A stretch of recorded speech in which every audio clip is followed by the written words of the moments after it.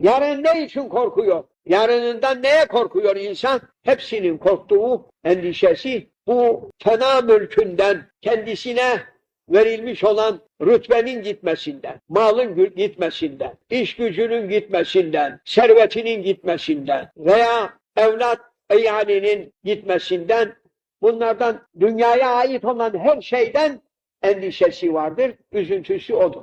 Üzüntümüz o.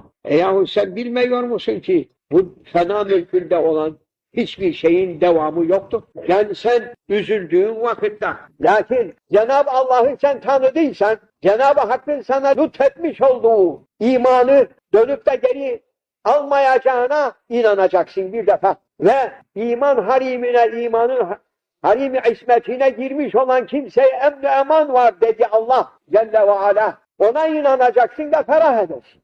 Ondan ötede senin kaygılandığın, meraklandığın, üzüldüğün meseleler değmiyor bu üzülmeye. Çünkü fani alemin metaıdır. Biz zarura, mecburi olarak, madem ki bu fena mülküne aittir, zevale mahkumdur. Sevdiğin şeylerin hiçbirisi sırtına yapışıp, beline yapışıp, elinde avucunda toplu olarak mezarına girecek değil.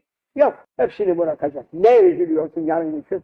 Ne endişe ediyorsun? Öleceksin diyerekten, kalacaksın diyerekten mi geldin sen buraya? Kalıcı olarak mı geldin? Öyle bir akıldaysan aklını başına dök. Ölüm için kaygılanıyorsan o da yersizdir. Çünkü ölmeye gelmiş ve ölümden sonra dirilme olduğuna da imanın şartı olarak inanmışız. El-bâsû ba'del-mevt. Öldükten sonra dirileceğiz. Dirilme var.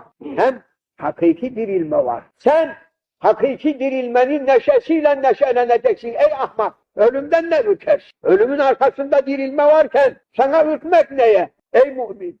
Neye kaygılanırsın?